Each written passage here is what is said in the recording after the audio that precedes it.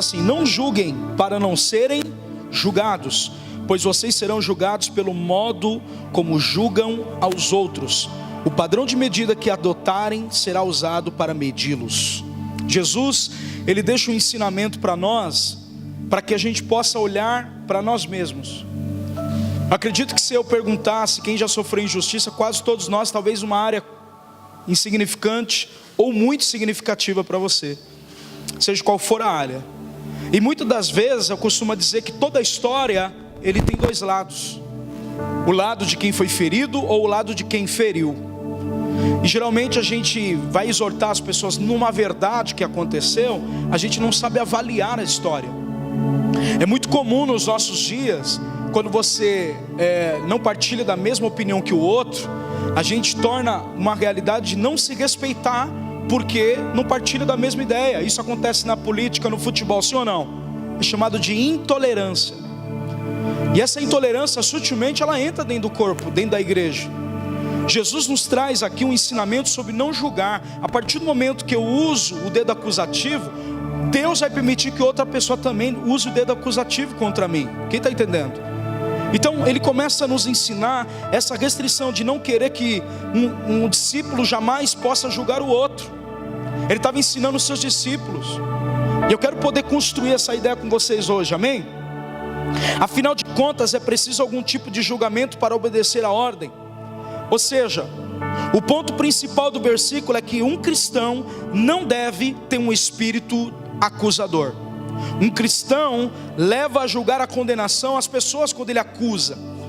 E o texto de Jesus, ele está falando, se você ler comigo, no verso de número 3, ele vai dizer assim: você que tenta tirar o cisco do olho do seu irmão, não vê a trava que não está no seu. É aquele tipo de pessoa que às vezes ela consegue enxergar o erro nos outros e não em si mesma. É isso que Jesus está falando. Jesus está falando, Jesus condena o julgamento hipócrita. É isso que ele está tentando nos dizer. Não devemos condenar as falhas dos outros e defender os nossos próprios erros. Isso acontece, irmão, na nossa vida. Isso acontece dentro de um casamento. Se a gente não parar e nos quebrantar e aprender a perder para ganhar amanhã, a gente nunca vai se tornar um discípulo de Jesus. Quem está me ouvindo? Jesus foi injustiçado, sim ou não? Presta atenção, Barrabás ou Jesus? Alguém tem que soltar no dia da Páscoa. Quem é o Barrabás? Somos nós. Jesus escolheu morrer para que Barrabás seja livre. Você entendeu o que eu estou falando? Barrabás foi livre, eu e você fomos livres de uma condenação merecedora. Mas o dia da Páscoa, o sacrifício perfeito foi feito, e Cristo morreu em nosso lugar para que possamos, pela graça, ser restaurado em nosso caráter também. Nós precisamos desse tratamento. Pregar sobre isso faz parte do nosso dia. Agora, Paulo vai ensinar em 1 Tessalonicenses 5:21 que a forma de julgarmos as coisas não é a atitude das pessoas, mas sim aquilo que está sendo o ato do que está acontecendo. Ou seja, o fruto, não a pessoa em si, mas o fruto que está cometendo, a mentira, refutar isso. Então Paulo vai falar sobre uma forma de discernir, colocar à prova. Ele diz em 1 Tessalonicenses 5:21: mas põe à prova tudo o que é dito e fique com o que é bom. A forma de você avaliar o julgamento deve ser posto à realidade, se aquilo edifica você ou não. Ele fala, põe à prova, mantenha-se afastado de toda forma de mal. Digo para o seu irmão, se afastar da forma do mal faz parte da construção de um caráter cristão. Então avalia se o que está acontecendo de fato é aquilo que você ou que alguém chegou até você e falou alguma coisa. É importante nesses dias olharmos, todo julgamento feito por alguém se torna a base do seu próprio julgamento.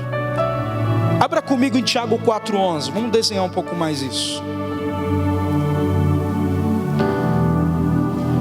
Diga para o seu irmão, não julgue para não serem julgados. Se eu usar uma medida, vão usar a mesma medida que eu adotei. Toda pessoa que acusa o erro de alguém, ela deve saber que um dia ela vai falhar, ela vai errar. E é exatamente esse é o ponto que Jesus está dizendo. Eu vou construir com você em Tiago isso um pouco mais, capítulo 4, versículo 11. Diz assim, irmãos, não falem mal uns aos outros. Olha aí, gente. Irmãos, não fale mal uns dos outros. Se criticam, julgue uns aos outros. Criticam julgando a lei. Cabe-lhes, porém, praticar a lei e não julgá-la. Tiago é mais severo do que no livro de Mateus. Tiago ouviu a mesma palavra que Jesus ensinou e ele reproduz e aplica em sua carta de uma forma que aquele que fala mal do irmão já está julgando ele por alguma coisa. Tiago vai dizer que se criticarmos julgando aos outros, nós não criticamos a pessoa, criticamos a lei. E essa lei é a lei de Moisés. É a lei que muitas das vezes eu e você transgredimos todos os dias. E quando ele vem falando sobre isso, ele vai construindo no versículo 12, ele diz: somente aquele que deu a lei é juiz. Quem que deu a lei para Moisés? Deus. Quem que é o juiz da lei? O próprio Deus. Somente ele tem o poder de salvar ou destruir. Quem está me ouvindo? Portanto, que direito vocês têm de julgar o próximo? Tiago está dizendo o seguinte, a mesma coisa que Mateus: trabalhe a forma de avaliar as coisas como ela deve ser correta ou não. Aqueles que condenam arrogantemente os atos e as palavras uns dos outros, que não são agradáveis, visando a sua reputação e colocando à prova a sua moralidade. Sabe o que é isso? Tiago está dizendo o seguinte: eu e você não somos perfeitos como a lei é. A lei é tão perfeita, a palavra de Deus é tão perfeita, que uma hora ela vai nos pegar em nossos erros. Nós vamos transgredir pela perfeição da palavra. Quem está me ouvindo? E a palavra morosidade tem a ver com demorar, tem a ver com vagarosa. Ou seja, há momentos que a gente está lento em obedecer a palavra. Há momentos que nós vamos nos pegar, quando julgamos os outros, sendo condenados naquilo que julgamos as outras pessoas. Então, o texto vai construindo o lugar da lei em nosso coração, reivindicando a nós mesmos um poder a não censurar a lei de Deus. E olha para o seu irmão e fala assim: a lei de Deus é o amor. Cristo é a lei de Deus agora. Como Cristo é, a avaliação deve ser: Cristo se posicionaria assim? Ele falaria essas coisas? Ele reproduziria essa atitude? E é exatamente esse é o ponto condenativo que muitas das vezes está em nossa mente. Nós não sabemos lidar com os erros das pessoas e nem com os nossos. Isso não tem a ver só com você, tem a ver com Adão. Quando Adão cai juntamente com sua esposa, a palavra diz assim: e o Senhor apareceu a Adão: Adão, onde tu estás? Sabe o que ele fala para Deus? Foi a mulher que tu me deste. Ele está dizendo: se ela não existisse, eu não teria caído. A gente tem o costume de transferir a responsabilidade para o outro, sendo que a queda foi nossa. Quem está me ouvindo? Isso tem a ver com a velha natureza. A nova natureza é uma avaliação segundo o amor de Deus. Amém, queridos? É segundo aquilo que Cristo faria e não aquilo que eu acho que é melhor. Como se a lei não pudesse realizar a própria função de julgamento, mas deve ser assumido. Quando a gente assume o lugar de julgar ou falar mal de alguém, a gente está assumindo o lugar da lei. E a lei não precisa do nosso julgamento. A lei quem deu foi Deus, e Ele é o juiz da causa. Quando a gente vê isso, Salmo 7, versículo 11, diz assim: Deus é o justo juiz. Deus é quem demonstra a cada dia o seu extremo zelo. Irmão, se você foi injustiçado, coloca a sua vida para Deus. É como aquela pessoa que nós oramos alguns dias atrás, foi presa injustamente. Então vamos orar para que a justiça de Deus cumpra a sua vontade, e não o nosso próprio julgamento do que é melhor. Quem está me ouvindo? Olha para o seu irmão e fala assim: Deus sempre tem o melhor para cada causa que acontece com você. Deus é justo. O Deus que você serve, Ele é justo. Ele sabe o que nós estamos enfrentando. O nosso chamado como cristão é cumprir a lei do amor, mas julgar o nosso irmão, julgamos a lei que nos manda amar o nosso irmão. Deus vai nos batizar esta terça-feira com o espírito de amor aqui, porque às vezes você vai ter que perder por aquilo que você carrega, sabendo que lá na frente vai ser muito melhor o que está sendo construído. Para você talvez não é justo passar o que está passando. Para Deus Ele está dizendo assim: isso está tratando com você, isso está aperfeiçoando minha vontade na sua vida. Aquilo que é justo aos olhos de Deus é melhor do que a sua própria avaliação. Tiago vai dizer isso Um só legislador, um juiz. Só Deus é legislador, o ponto de juiz, pois Ele pode executar os seus julgamentos. A nossa incapacidade a esse respeito demonstra a presunção de tentar agir como juízes, como se fôssemos Deus na vida das pessoas. Então diga para o seu irmão: não julgue ninguém, que você não é Deus. Fala isso para ela com alegria. Fala: não julgue ninguém, que você não é Deus. Tiago está gritando para nós: quem és tu, ser humano? Ei, quem é eu e você para achar o que é certo e errado?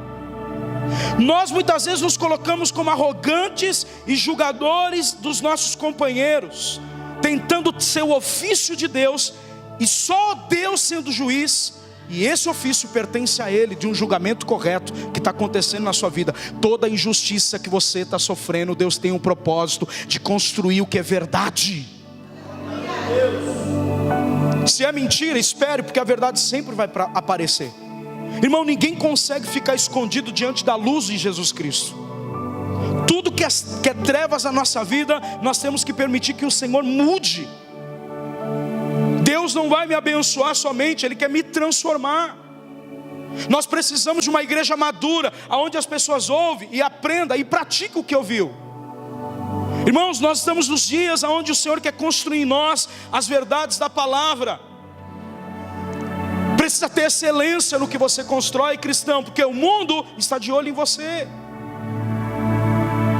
Você não deve avaliar o erro do seu irmão comparando ao seu, como você fosse perfeito. Tiago 2,8 diz: se vocês entretanto observais a lei do reino, diga, a lei do reino, como está registrada na escritura, o que ordena: amarás o teu próximo como a ti mesmo, então estarás agindo corretamente. Versículo 9: se todavia tratais as pessoas com parcialidade, estareis incorreto e pecando, e serás condenados pela lei como transgressor. Sabe o que Tiago está dizendo no capítulo 2, verso 8? Que a lei se resume a amar o próximo como a ti mesmo. A lei não tem a ver somente com o que Deus nos deu para poder nos agir com parcialidade. As pessoas que eu quero, essas aqui eu vou trazer para perto. Isso já se torna panela. Eu amo quem me ama, quem não ama eu não quero. Não existe amor incondicional. O amor incondicional foi dado por Cristo ao nosso coração, para que a gente possa praticar para as pessoas. Digo para o seu irmão: Deus não quer. Por quê? Porque nós não sabemos julgar da forma correta aquilo que está acontecendo muitas vezes conosco. Então a gente tem que colocar para o justo juiz, porque ele vai trazer a causa da necessidade e aquilo que precisamos para ser justificados. Amém? Se eu ajo com parcialidade, a Bíblia diz que eu peco e sou transgressor da lei. Versículo 10 de Tiago 2: porquanto quem obedece toda a lei, mas tropeça em apenas uma de suas ordenanças, torna-se culpado e quebra integralmente toda a lei. Não adianta você trabalhar para que Deus construa uma área da sua vida, se um cisco você não consegue chegar e reconhecer que precisa de mudança e tratamento. Aleluia! Vocês estão aí? Nós precisamos olhar áreas da nossa vida que não foi exposta e colocar para fora, para que o Senhor nos cure. Deus quer mexer em áreas da nossa vida para nos curar totalmente. Deus não quer, não adianta você dar comida para um morador de rua e você trata os da casa como se fosse qualquer um. Não adianta você aplaudir o Senhor aqui no culto de terça ou quinta ou domingo e viver uma vida como se aqueles que não conhecem o Senhor não precisassem dele. Deus quer usar você. Você não sabe o que carrega, mas quando você descobrir que tem um amor de Deus derramado em seu coração, você vai fluir nisso e muitas pessoas serão alcançadas através disso. Você se limita em seus erros. Transgrediu, pecou, peça perdão. O sangue de Jesus pode ser derramado e restaurar você no lugar onde você caiu. O Senhor Deus é amor, querido. A sua lei é real, o seu amor é leal. A lei do Senhor, ela é suprema. A lei do reino de Deus é ame, independente se alguém te feriu, independente se as pessoas não desprezam você. Você vai ter que aprender a lidar com os desprezos. Você vai ter que aprender a lidar com a acepção de pessoas, seja no trabalho, em casa ou na igreja. Por quê? Porque a sua árvore é boa, você não deixará de dar fruto, porque as pessoas feriram você. Se a sua árvore é boa, é porque a sua raiz está sarada para dar fruto em todo tempo, em todo momento. Não tem problema. Deus construiu um coração em você que não se ofende mais, e que o amor dele fala mais alto do que o seu próprio julgamento. O amor de Deus vai gritar mais alto do que a nossa presunção, do que a nossa própria avaliação carnal. Acepções de pessoas é pecado, portanto não respeitar as pessoas está em desacordo com a lei, que é o amor. Olha para o seu irmão e fala assim: você desprezou alguém essa semana? Então tem que se arrepender.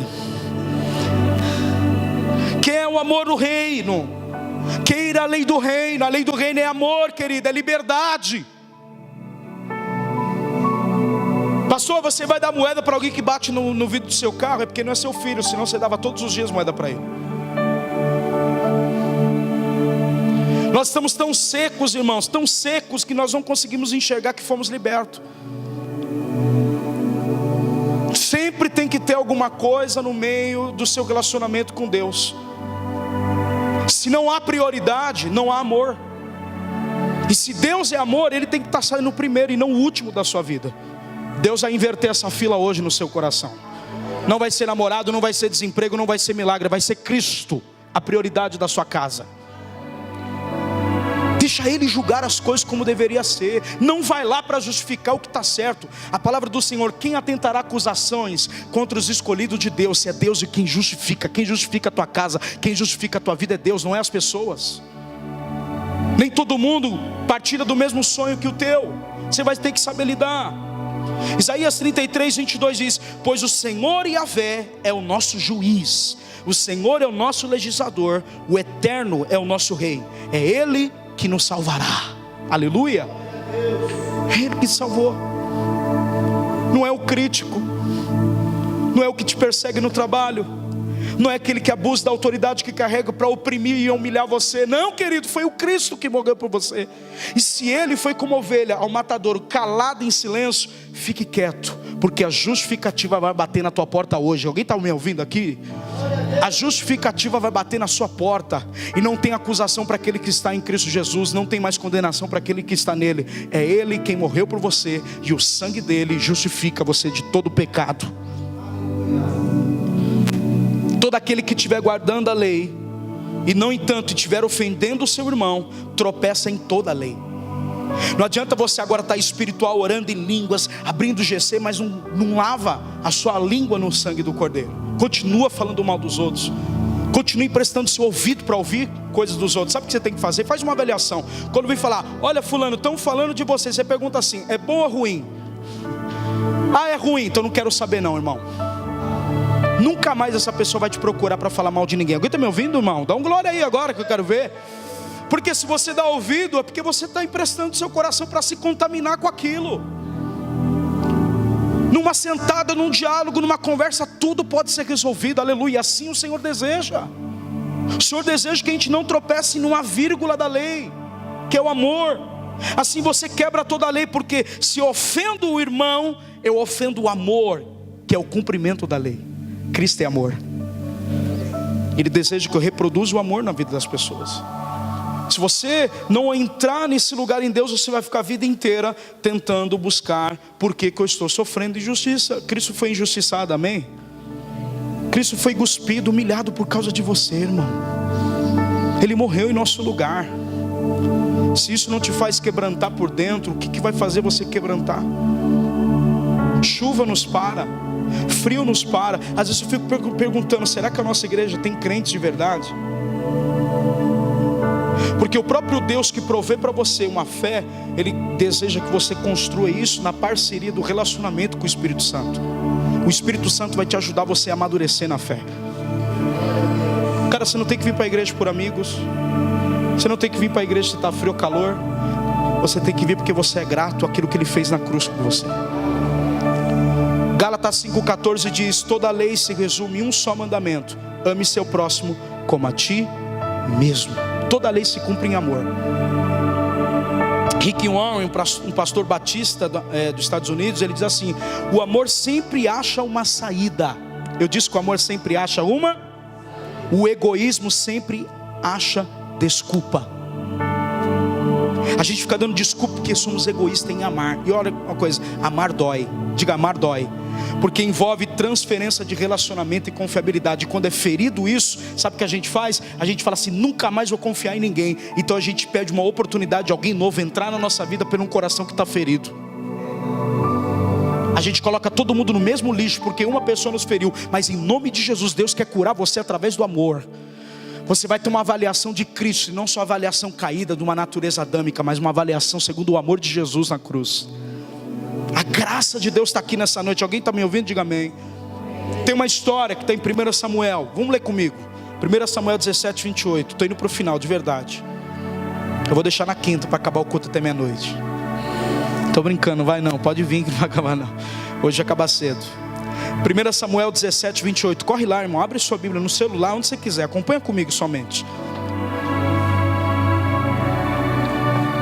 1 Samuel 17, 28 diz: quando Eliabe, irmão mais velho de Davi, ouviu falando que os soldados, ficou furioso e perguntou: o que você está fazendo aqui? Não devia estar tomando conta daquelas poucas ovelhas? Conheça a sua arrogância, presta atenção agora. Conheça a sua arrogância, suas más intenções. Você quer apenas ver a batalha. Tem alguma coisa diferente no que você leu aqui? Irmão, presta atenção. Israel está numa batalha contra os filisteus, e ali há uma guerra simbólica. Por que uma guerra simbólica? É um líder maior do chefe dos filisteus, quanto um chefe que seria Saul do povo de Israel. Era uma batalha só. Quem vencesse, todo Israel ou todos os filisteus serviria o reinado, o rei que venceu ou o líder que venceu. Era comum essa batalha em Israel. Os filisteus tinham o seu líder como Golias, e o Israel tinha Saul, e Saul estava com medo. Toda a tropa de Israel com medo. A gente conhece um pouco da história, mas entrando no texto, Eliabe era o líder e chefe do exército de Saul. Ele era um homem que era bom na espada. E Saul, com medo, todos os dias, pela afronta, diz a palavra, que Golias ia afrontar o povo de Israel, Jessé, sabendo que o povo está na batalha e seus filhos servindo o rei Saul, manda então o filho mais novo, caçula, que é Davi, ir na batalha, levar comida para os seus irmãos e saber notícias sobre a família e os seus irmãos. Quem está me ouvindo, diga amém. Davi só está servindo, obedecendo o pai dele. E quando ele chega na batalha, Eliabe, que é seu irmão primogênito, olha para ele e fala assim: o que você está fazendo aqui? Por que você deixou aquelas poucas ovelhas? Porque Davi era um pastor de ovelhas. O que acontece no texto? Ele ficou furioso, porque quando Davi perguntou para os soldados falaram: olha, o rei está dando recompensa para quem venceu Golias. Vai casar com a filha dele, vai ter recompensa, não vai pagar tributo nenhum, impostos, e terá coroação, prêmios. Davi ouve. Quando a palavra diz que seu irmão vê ele perguntando para os soldados, ele fica furioso e ele fala assim: olha, o que você está fazendo aqui? Diga para o seu irmão: o que você está fazendo aqui? Não devia estar tomando conta daquelas poucas ovelhas. Olha para cá. A primeira coisa que a gente consegue identificar no espírito de Eliabe é julgar o irmão, dizendo assim: ó, você sabe o seu serviço, por que você não está fazendo? Quantas vezes as pessoas falam isso para você? Elas querem ditar o compromisso que você tem, sendo que você carrega um compromisso, que é a obediência a Jessé, levando comida aos seus irmãos. Ele estava só obedecendo uma ordem. A segunda coisa que a gente encontra no texto é que o espírito de Eliabe chama Davi de arrogante. Terceira coisa que a gente encontra no texto é que ele fala: já sei das suas más intenções. Pergunto para os irmãos, no capítulo 16, Davi é ungido como rei. O Senhor fala no ouvido do profeta Samuel, fala assim: olha, você vê a aparência, mas eu, Senhor, vejo o coração para ungir alguém. Por que Deus iria ungir um homem chamado Davi, sendo o rei de Israel, sendo arrogante? Para que Deus ia ungir um homem que tinha más intenções? Agora uma coisa fica para nós e eu encerro aqui. Quem que era arrogante? Eliabe. Quem que tinha más intenções? Era seu irmão. O espírito de julgamento estava sobre a casa de Davi há muito tempo. 29 diz assim, olha que Davi responde para ele: o que eu fiz agora? Ou seja, já havia coisas dentro da casa de Davi que Eliabe desprezava Davi, julgava Davi por tudo. E esse espírito sutilmente entra na nossa vida. Quantas vezes o erro é da outra pessoa, mas quem assume o lugar é você. Deus está dizendo que nessa noite Ele vai te dar tanto equilíbrio emocional para lidar com essas situações, porque quando Deus escolhe e unge alguém, Ele levanta para ser autoridade sobre Israel, para ser autoridade na sua casa. Esse espírito de Eliabe tem que sair do meio da igreja. Esse espírito de Eliabe são pessoas que querem ser Deus em nossas vidas, irmãos. Não está escrito o quanto de pessoas querem ser Deus. Elas são arrogantes, mas ela fala que é a gente. Elas têm más inclinações e más intenções, mas ela fala que é você. Quem está me ouvindo? Davi sofreu, mas ele passou por isso, aleluia, e você vai passar também. Quantas vezes o problema está na pessoa e ela fala que está em você? Fala que somos arrogantes sem sermos, fala que somos mal intencionados sem sermos e etc. Colossenses 3:25 diz: pois quem age com forma injusta receberá o devido pagamento da injustiça cometida, e nisto não há acepção de pessoas. Por isso devemos avaliar o que estamos fazendo com a nossa língua e como estamos agindo diante do relacionamento que temos com as pessoas. Quem está me ouvindo? Irmão, quantas pessoas fazem isso? Desconfia do marido. Pô, o marido não dá brecha, não pega nada no celular, chega, trabalha, um homem que traz o sustento para casa, mas ela está marcada com traumas do passado, achando que ele vai trair ela. E isso é espírito de Eliabe. Deus quer curar você. Não é porque você foi ferida lá atrás que você não vai dar uma chance para as pessoas que estão chegando receber o seu coração. Quem está me ouvindo aqui, irmão? Aprofunda essa palavra. Espírito de Eliabe. O problema está na pessoa, mas ela fala que é você. Peraí, vamos julgar a causa. Ouve as duas histórias. Vamos reter o que é bom. Romanos 2:1. Abram todos. Romanos capítulo 2, versículo 1. Corre lá, irmãos. Diz assim.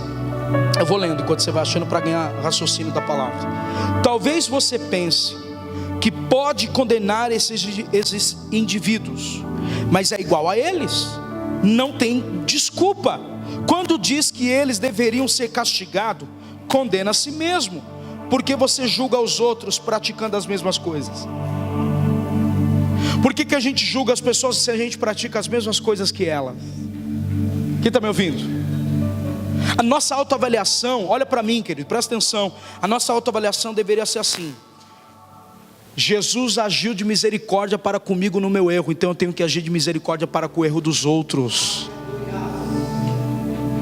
A nossa avaliação, o texto está dizendo o seguinte, presta atenção aqui, ó, versículo 2 de Romanos 2: sabemos que Deus em sua justiça castigará todos que praticam tais coisas. Versículo 3: uma vez que você julga os outros por fazerem essas coisas, o que leva a pensar que você evitará o julgamento de Deus agindo da mesma forma? 4. Não percebe que quando Ele é bondoso, tolerante e paciente com você? Irmão, Jesus foi paciente, bondoso e tolerante. Sabe o que eu quero dizer? Aprenda a esperar a transformação do seu irmão, porque ele está chegando no caminho, aleluia. Se você atingiu um lugar onde você já foi transformado, tenha paciência com quem está chegando agora. Tenha paciência da mesma forma como Cristo. Sabe o que esse texto está dizendo? Paulo está dizendo: seja tolerante com os outros e intolerante com o seu próprio erro. Por quê? Porque o desejo de Deus, não vos sabeis que as manifestações da bondade de Deus visam levá-lo ao arrependimento. Irmão, você errando está sendo abençoado. Imagine quando você se posicionar de verdade. A bondade de Deus quer te levar ao arrependimento, a mudança de natureza, a transformação. É muito mais fácil a gente receber uma porta de emprego e ser grato e ficar firme, do que perder uma perna e vir depois doendo. Quem está me ouvindo?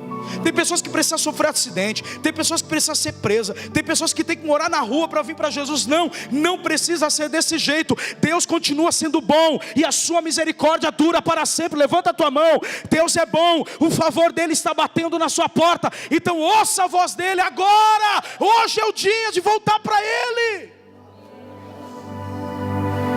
Deus tenta nos quebrantar, gente, com favor, com bondade, e a gente não se arrepende. Deus tenta nos trazer pela alegria. É muito fácil ver os erros dos outros e difícil ver os nossos próprios erros. Muitas vezes criamos erros para os outros quando nem sequer foram cometidos. Quem está me ouvindo? Nós criamos erros para os outros, nem foi cometido. É nós que estamos cometendo. Sabe aquela impressão profética? O profeta tem muito disso. É ele que está perturbado, mas ele fala que os outros estão perturbados. É ele que é arrogante, mas ele fala que o outro é arrogante. Não tem reconhecimento. Irmão, qual é a dificuldade de perdoar? Reconhecer erro é virtude do Espírito construindo em você. Deus está te tornando humilde, simples, como Cristo é. Não vai lá para poder se justificar, não vai lá para falar, olha, não fui eu que fiz isso. A obra de Cristo, a cruz de Cristo vai transformar você, e seus frutos todos vão ter que reconhecer que Cristo estava com você, porque você permitiu ser transformado. Quem está me ouvindo? Sabe o que eu gostou dessa igreja? Aqui a gente tem palavra mesmo. Prega a Bíblia. Para um momento para falar 15, 20 minutos. E olhe lá quando falamos de oferta. Nós estamos sendo injustos. Porque um exemplo, vocês que fazem a obra, agora é para vocês. Se vocês falam para os outros dizimar e não dizimam, não queira autoridade para pregar aqui em cima. Eu falo isso não porque o Marcelo é uma benção. Eu conversei, estávamos nessa madrugada, liberamos uma palavra, tem nada a ver com ele o que eu estou falando. Estou falando em geral. Nós temos que ser os primeiros. Alguém está me ouvindo? Quem está servindo na obra tem que ser exemplo, referência. É o primeiro.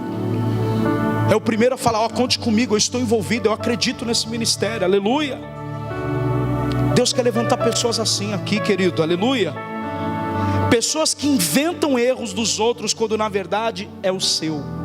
Pare com isso, irmão. Esse espírito de manipulação vai ser destruído hoje da igreja, aleluia. Para de manipular os seus erros, reconheça ele. Reconheça seus erros, peça perdão para quem você feriu. Precisamos reconhecer os nossos próprios erros, amém, queridos? Sabe como a pessoa faz? Ela não pede direção, ela não ora para tomar as decisões, e quando acontece qualquer coisa, ela fere e ela cai no pecado e fica preso lá. Aí ela fala assim, cadê o pastor? Cara, não foi eu que pus cigarro na tua boca. O Espírito Santo não usa cigarro, e nem demônios. Ou a pessoa pende dizendo que é o diabo, ou foi Deus que abandonou ela. Ela está ferida com as pessoas, está ferida com Deus, mas ela não se fere quando ela mesma buscou a sua própria direção sem Deus. A gente tem que parar com essa mania. Temos que assumir o nosso lugar, que precisamos ser discipulados, que precisamos ser curados, amém? Olha para mim, eu não vou ficar por muito tempo com meninice. Eu não vou ficar muito tempo enfrentando problemas que você já deveria estar vencendo. Se você quer ser um crente maduro, exponha e seja curado hoje, em nome de Jesus, irmão. Assim como as pessoas falam assim, mas eu fui lá numa igreja e me feriram com cerca de oferta, agora vai ficar a vida inteira roubando Deus, porque 2000 e bolinha você foi ferida? Não, renova-te no Espírito hoje, levanta a tua mão, faz como o Salmo 51, renova em mim um espírito reto, Senhor, e não retires de mim o teu Espírito Santo. Permite seu coração ser renovado e renovado de novo.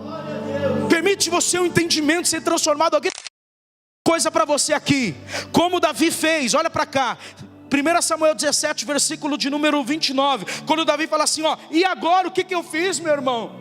Eu vim trazer comida, é isso que ele está falando. Eu vim obedecer ao nosso pai, eu vim saber da guerra, eu não tenho nada a ver com isso. Você me julga, dizendo que eu sou arrogante, dizendo que eu sou prepotente, dizendo que eu sou com as minhas más inclinações. Olha para mim, sabe o que Davi faz no versículo 30? Ele se desviou. Sabe o que Deus está dizendo? Não deixe que ninguém paralise a obra de Deus na sua vida. Desvia dela, vai para quem acredita em você, corre para quem está colocando no seu caminho, para levantar os teus sonhos. Alguém está me ouvindo? Deus vai colocar pessoas certas nesses dias no seu caminho, para você continuar olhando para aquilo que Deus tem para você. Saia, desvie dos críticos, saia das más inclinações, se desvie de coisas que estão atrapalhando você de caminhar com Deus. Mas não ponha mais desculpa, porque disseram, porque falaram. Irmão, não aguento mais isso, é coisa de criança. Quem presta muito ouvido para ouvir coisas más é Satanás, cara. Olha para mim, presta atenção por favor no que eu estou falando. Você tem que pegar pessoas que pegam o pior seu para expor a sua vergonha e não caminhar mais com ela. Põe uma vírgula nisso, em nome de Jesus. Você tem que começar a falar assim, mostra para mim quem é meu amigo de verdade, mostra para mim quem me ama de verdade. Alguém está me ouvindo? Mesmo os que não me amam, eu vou orar por eles. Mesmo que eu não goste, eu vou derramar amor sobre eles. Não é justo. Então é justo Cristo morrer por você, santão, santona. Então é justo um homem que não tem pecado morrer em nosso lugar. Isso é evangelho. O evangelho faz um homem justo morrer por um bando de pecadores e agora falar: agora vocês são justos em mim, porque o meu sacrifício fez você justo.